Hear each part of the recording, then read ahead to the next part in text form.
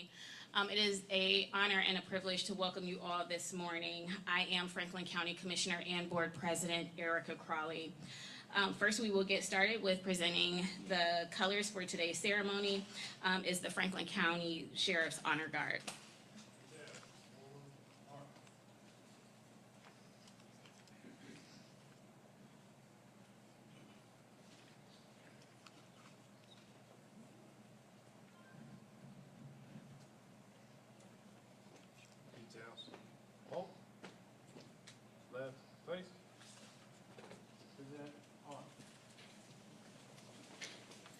I would like to welcome Santino Carnevale, the grandson of the late Sheriff and Mrs. Karnes, to lead us in the Pledge of Allegiance. I pledge allegiance to the flag of the United States of America and to the republic for which it stands, one nation, under God, indivisible, with liberty and justice for all. Order, march. Right, straight. Forward, march.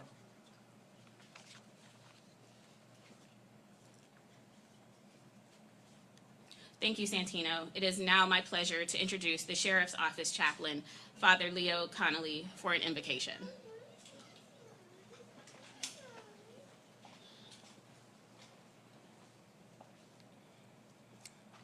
Let us pray. Father God, you are the author of all things, of all creation. And as we gather this morning for this dedication, we know that you are the source of all justice, and peace, compassion, and learning. As we gather to dedicate this facility, we pray that it will be a living testimony to those values that we hold so dear, that those who occupy this building, whether as part of their accountability, those who work here, those who serve here, may they indeed experience true safety, may they experience justice, a healing, learning, that they may indeed be renewed in living out their vocation. We thank you for all who have made this day possible and this facility possible. So much planning, hard work. And now we look forward to the implementation of the tasks that have been given to so many, so that we may make Franklin County, the city of Columbus, our nation, state and nation, a true place of peace and a true place where all enjoy the freedoms that we are, with which you intend us to have. We also remember our brother, the late Sheriff Jim Karnes, who dedicated his life to these values, and who indeed wanted the best for all he served. And we ask all these things in your most holy name. Amen.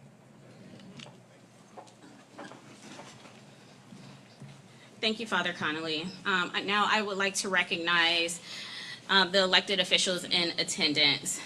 We have Judge Stephen McIntosh, Judge Keith McGrath, Judge Mark Hummer, County Treasurer Cheryl Brooke Sullivan, Lockbourne Mayor Christy Ward, Jason Knox of Senator Rob Portman's office, staff from Congressman Mike Carey's office, and former County Commissioner Marilyn Brown. I'd like to thank Joanna Pinkerton and the leadership from CODA, who has been an invaluable partner. Lastly, I would like to recognize the Karnes family itself, Sandy Karnes, Brooke Carnevale, Paige Harding, Shannon Doran, and all of the members of the Karnes family who are joining with us today. Have I missed anyone? And if I did, please charge it to my head and not my heart. That's why sometimes you don't go through a list, you just recognize them generally. But again, it is an honor and a privilege to be here with you this morning. My colleagues, Commissioner Boyce, as well as Commissioner O'Grady, would have liked to be here today, but are traveling. But please know that I do speak for them when I say that while operating a jail isn't the most fun or most glamorous part of being a county elected official, it is one of the most important parts of the job that we have. Counties are required by law to operate jails for public safety and to ensure that the justice system runs smoothly. But if we stop there, I think we not only be failing to live up to what our residents expect of us, but also missing a good opportunity. Jails are full of people in crisis, and unfortunately, being in jail rarely does anything to help resolve that crisis. Jails are largely full of people who haven't been convicted of anything, but just can't afford bail. Many of them are suffering from addiction or other untreated mental health diagnoses. Their families are suffering the effects of their afflictions as well.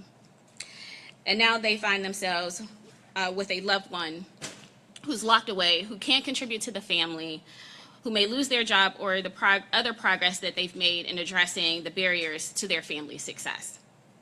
So we acknowledge that jails are necessary, but in Franklin County, we also are able to see this jail as an opportunity to help people.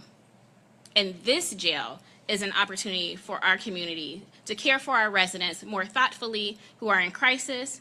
It's a tool for us to use the principles of smart justice and other progressive philosophies to run a safer jail for a safer Franklin County, while also working to address the causes that bring people into contact with the criminal justice system in the first place.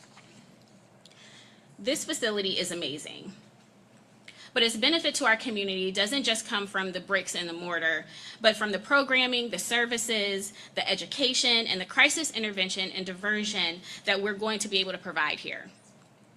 It is in the way that people are going to be able to interact in the space and with the space. This facility is the culmination of years of construction and years of study and design before that. Our team visited the most progressive and most successful jails in the country as they designed this building so that they could incorporate the best design elements for our own jail. And they partnered with the National Institute of Corrections to rework the model for how we provide corrections in Central Ohio, adopting the philosophy of strategic inmate management, or SIM. SIM combines physical design features with a comprehensive approach to managing inmate populations on proven behavior models.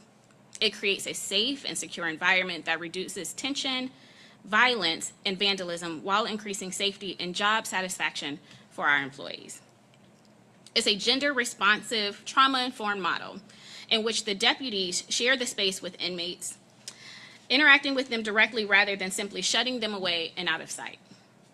This new facility also includes dedicated addiction and mental health crisis intervention centers, and our team is partnering with Adam H. to provide these services. Each pod here includes dedicated space for recreation as well as for medical and other professionals to visit. And there's room for programming that we can use to help improve a person's chances of success when they return to our community. These sorts of features are revolutionary in a county jail and will not only help our inmates and their families, but will also benefit the entire community by reducing recidivism. Some of the things that I'm most proud of here at the new jail aren't even inside the walls. Imagine being released from jail without another place to stay or a way to get there. Imagine having a loved one in jail but no way to get to the jail to visit them. Or maybe you lost your job while you were locked up and you don't have any good prospects for finding another. Or maybe you just need a way to replace your driver's license or help signing up for assistance. These are the realities for many of our residents when they find themselves in the care of our criminal justice system. But our new Rapid Resource Center can provide resources and referrals for services to inmates as they are released. And our partnership with CODA will provide transportation to and from the facility for inmates and their families. It truly is a different way of doing corrections, and none of it could have been done without meticulous planning and collaboration between the commissioners and the sheriff's office, our public facilities and management team, and so many more. Specifically, I would like to especially thank former commissioners Paula Brooks and Marilyn Brown, my colleagues John O'Grady, Kevin Boyce, and Sheriff Dallas Baldwin for their commitment and hard work to this project, the Central Ohio Building Trades Council, and our own construction inclusion team, including chairpersons Derek Clay and Charlita Tavares, as well as the NAACP president, Nana Watson, and Nathaniel Jordan, both key inaugural members of the CIT team. The construction inclusion team began this project with a goal of helping us ensure that we had at least 12% participation rate for small and emerging businesses in its construction. And I am thrilled to say today that we have more than doubled that goal. I'd also like to recognize a few other key partners. What's going on with this mic? The architectural team of DLZ and HDR, the construction managers Gilbane and Smoot, our owner's representative Pizzuti, and the other key members of the effort who are listed on the back of the handout that you got when you came in. Our intention for this legacy project is to provide a space that is safe and which allows inmates to use the time that they're with us productively so that they're better prepared for success when they leave these doors and so that they will hopefully never return. It is a legacy project, once again, one that will serve the community for many years to come. And it is also an investment in our residents that I'm very proud to be a part of. I will be honest and say that when we were thinking about how to dedicate this building, I was like, I don't know that we necessarily celebrate or do a ribbon cutting because it is a jail.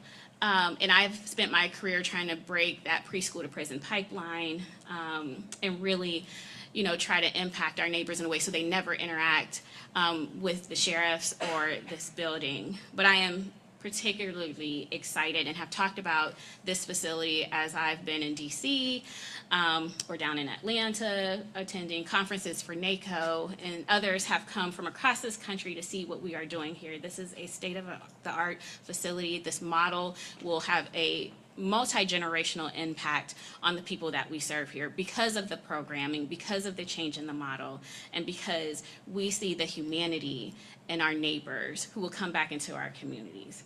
And so with that, it is now my pleasure to introduce Michael Jackson, Correctional Program Specialist with the National Institute of Corrections.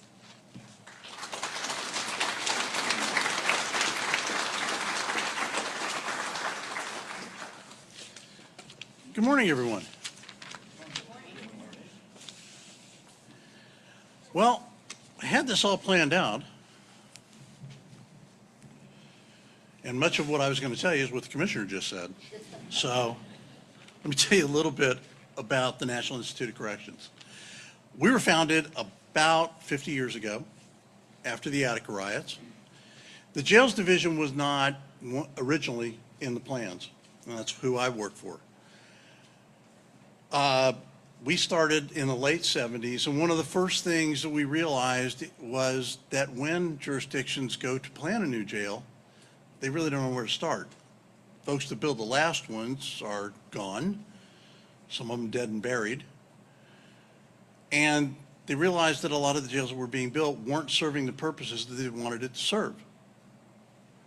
So an architect who had a knack for planning came about with our first installment, which was the planning of new institutions. Now, I am from the federal government, so that means it's called PONY. Okay? There will be acronyms, and there will be a test later. So we came up with this idea, and in 2014, Franklin County sent a contingent to one of our PONY classes in February of 2014. Usually we ask for 4 people.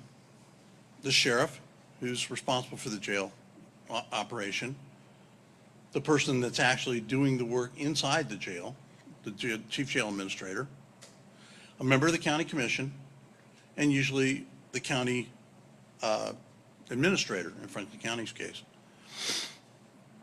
They come and they spend 4 days at our academy in Colorado, and we talk about all the different aspects that they're going to have to look at when it comes to making this jail work. Well, Franklin County sent 6 people. They brought an extra jail person, and they brought the person that was in charge of facilities maintenance because they're going to have to maintain this building.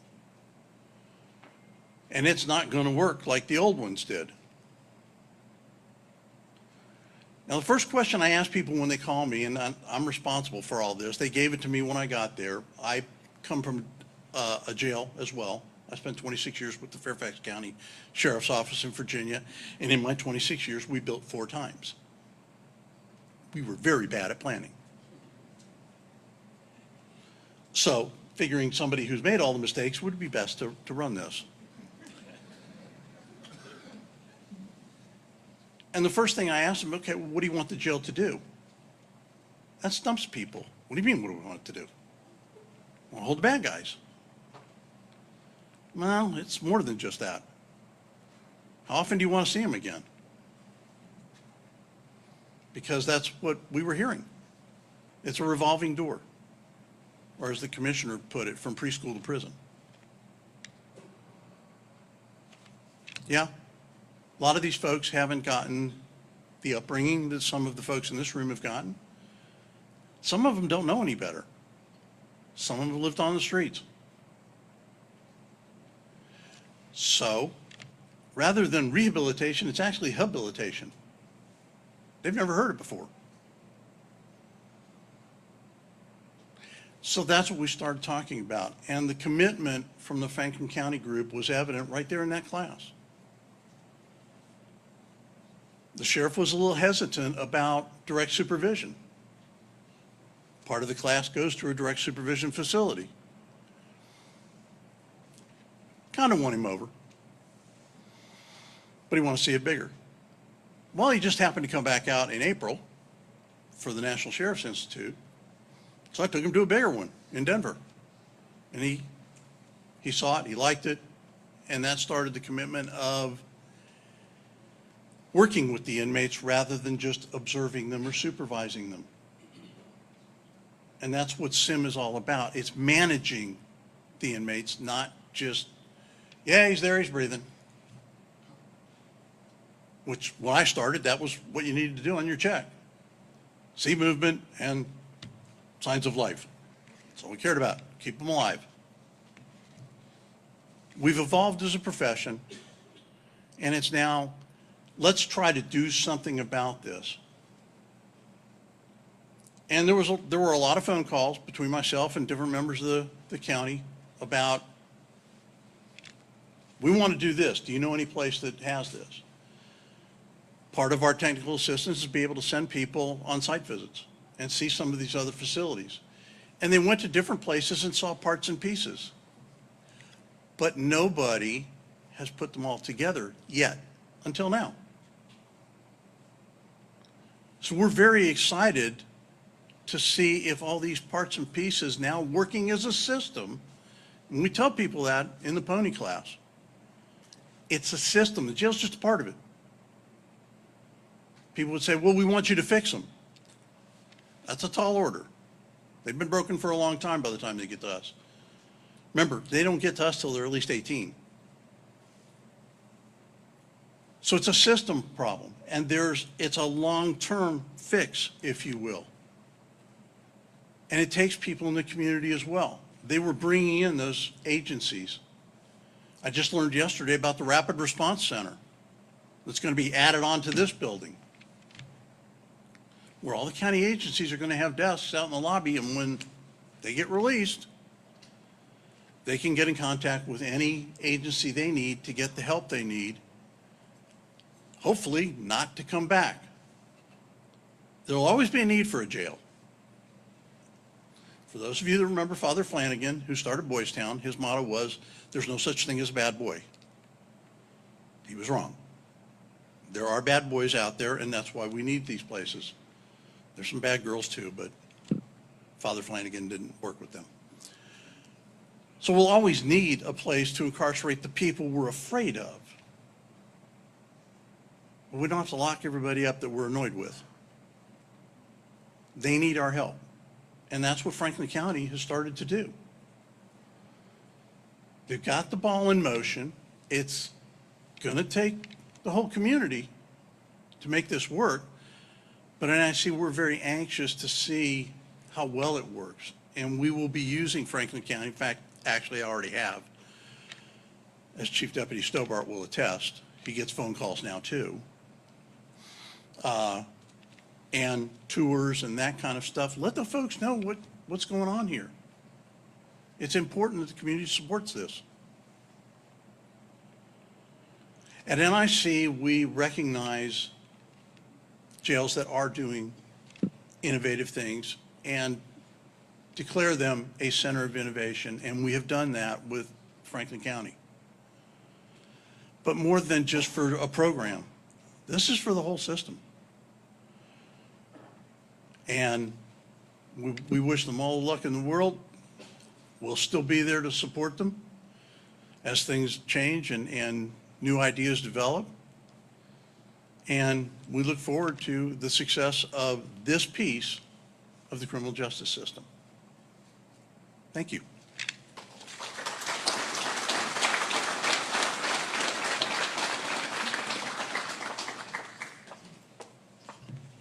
Thank you, Mr. Jackson, for those remarks. Next, we have our own Sheriff Dallas Baldwin.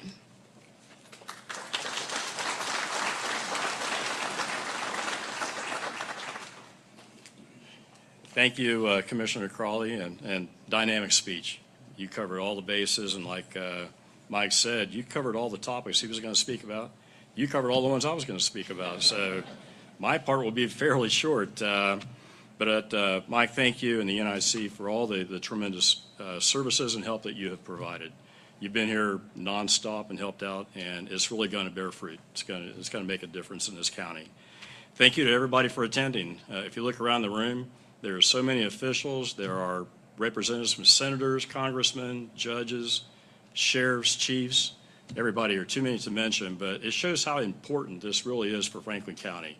This isn't just a jail. It's a beginning to change lives in this county, which affects every one of us in many, many different ways. A special thanks to the Board of Commissioners. We could not do it without you. Your support, both financial and otherwise, been tremendous. The whole time I've been sheriff, the commissioners have been outstanding partners. Really appreciate it. It's a very special honor to have with us today Sandy Karnes and the Karnes family. Thank you very much.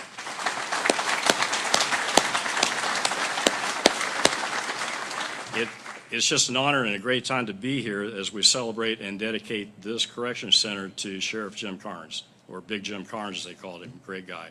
I got to know him some throughout my career, and I hear all the stories about him. It's just fantastic.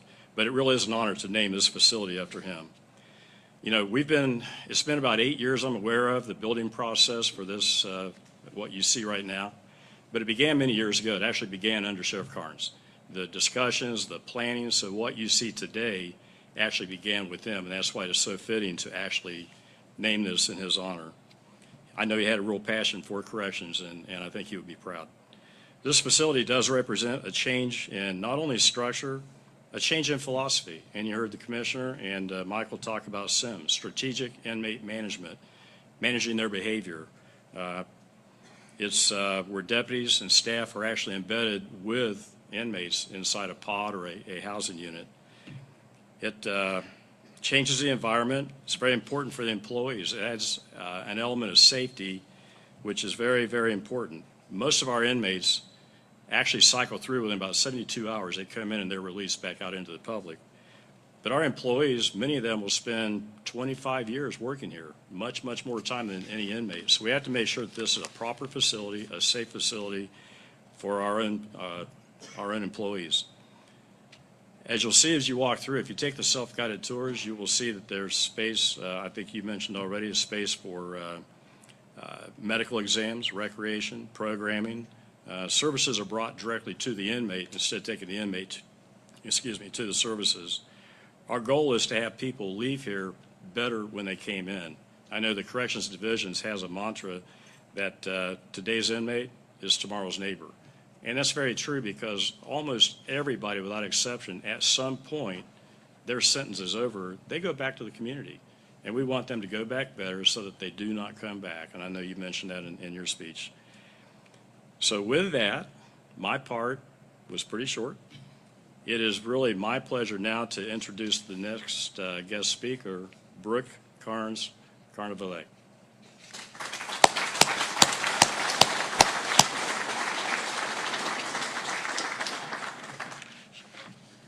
Well, good morning. Brooke Karnes Carnevale, my sister Paige Karnes Harding, and my other sister Shannon Karnes Dorn. Yes, with 3 daughters, we killed the Karnes family limb. So we honor that by keeping that our middle name. I want to just a quick introduction. It's been said, my mom's here, Sandy. Paige's 2 kids, Tanner and Emily. My son, Santino, led us in the pledge. Shannon's husband, Jason, and their son, Brandon, here. And at the risk of missing anyone in the room, I just want to thank all those people that are here to honor my dad today. I do, from Commissioner Crowley's standpoint, I don't want to miss anyone, but there are 3 people I would like to mention. First, Commissioner John O'Grady, for ensuring that my father wasn't forgotten and ensuring that this incredible facility continued to carry on his legacy. I know my mom appreciates the time and attention he's given her, as do we all. Sheriff Baldwin, thank you for your time and attention and the appreciation you've shown our family. And then, I know he's hiding, Chief Deputy Jeffrey Stobart. I think he's hiding. And Jeffrey, he never called you Jeff, so Jeffrey. I know you don't want the limelight or the recognition. Would you stand in here, please? You don't want the limelight or recognition, but you know that Dad trusted you with corrections, and I know you're making him proud. Thank you. It's a special day for us. For the 3 of us, during the entirety of our father's time with us, he dedicated himself to Franklin County and the law enforcement community. Dad was hired by the Sheriff's Office as a corrections officer in June of 1963, 1 month before Mom and Dad's wedding day, which was today, 59 years ago.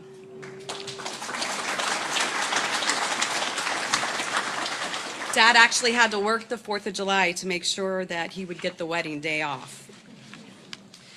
Dad worked at the Sheriff's Office for 30 years before being elected sheriff in 1992 and continuing as sheriff until his death on June 2nd, 2011, becoming the longest-serving sheriff in Franklin County.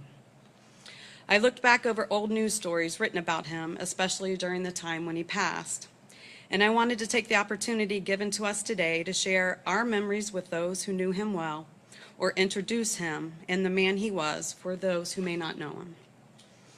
It was written that he was honest, hard-working, hard-charging, and not one to suffer fools easily.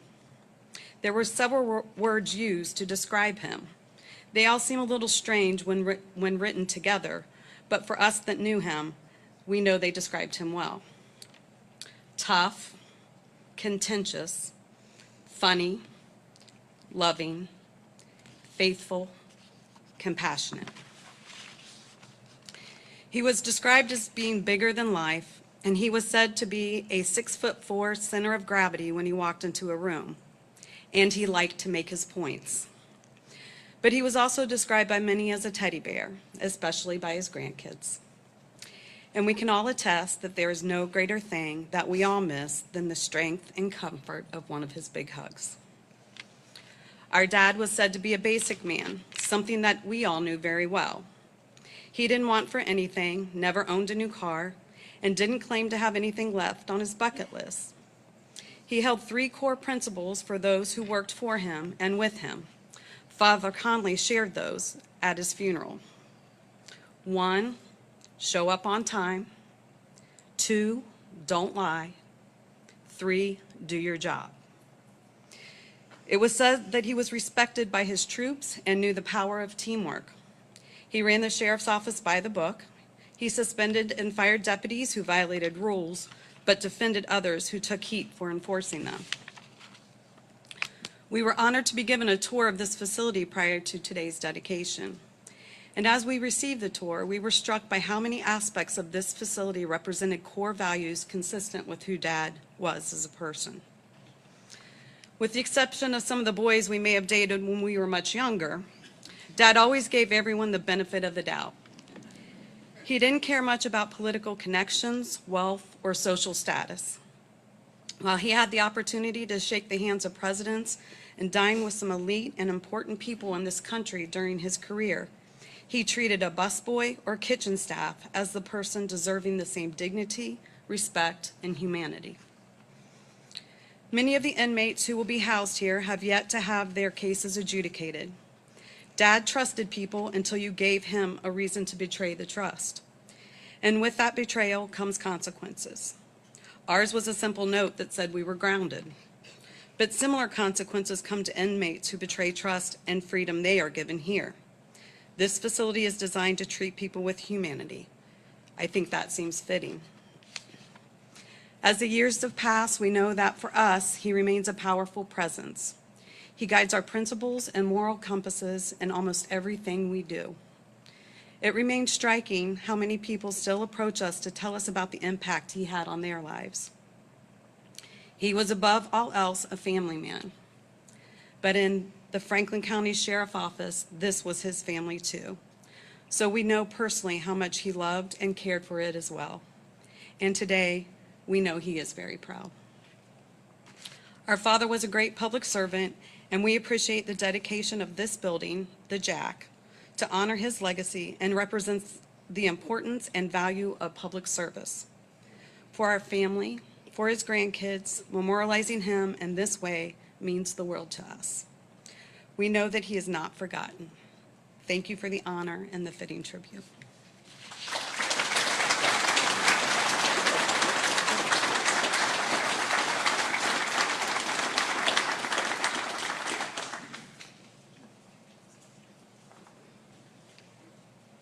Brooke, actually, if you could join me up here, and Sandy, if you would not mind coming up here, we have a small gift for the Karnes family.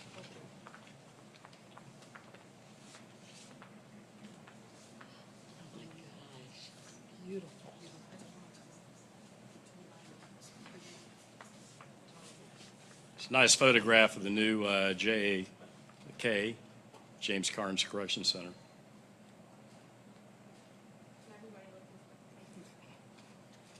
Thank you. That's beautiful. Thank you very much. Thank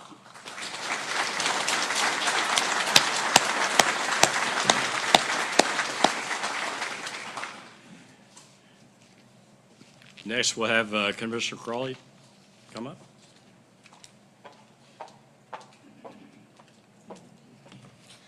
Thank you, Sheriff Baldwin. On behalf of my colleagues and I, we have a resolution that we would like to dedicate to the family. And typically, we don't read them, but I think it's fitting that we read, or that I read this resolution that's for the family. Whereas James A. Karnes was the longest-serving sheriff in Franklin County's history and a man who left an indelible impression on all those he touched, who will have his legacy commemorated with the new Franklin County Corrections Center being dedicated in his honor on this day, July 13th, 2022. And whereas James Karnes started in 1963 as a deputy in the Correction Center and rose to the rank of lieutenant before first being elected sheriff in 1992. He took the office that was in discord, raised morale, and made improvements. And whereas at 6 feet 4 inches tall, James was known as Big Jim and had a commanding presence when he entered a room. Known for being tough and honest, his career in law enforcement lasted more than 48 years. And whereas James was a graduate of the FBI National Academy, served on the board of directors of the National Sheriff's Association, was the past president of the Major County Sheriff's Association, on the Education Executive Advisory Board for DARE America and DARE Ohio, designated an award in his honor for law enforcement who go above and beyond. And whereas James was married to his high school sweetheart and watched over his 3 beloved daughters and assisted anyone who crossed his path and needed help until he died at the age of 71. And whereas the late Sheriff James A. Karnes holds a place in Franklin County's history for his extended service, he will be remembered for his tough and compassionate nature, respected for his honesty, and treasured for his immeasurable contributions to Franklin County, having left the county a better place for having been in it. Be it resolved by the Board of Commissioners of Franklin County, Ohio, to recognize and congratulate on behalf of all Franklin County residents, James A. Karnes, in celebration of his tough, tireless, and compassionate service to the residents of Franklin County, adopted on this 13th day of July, 2022.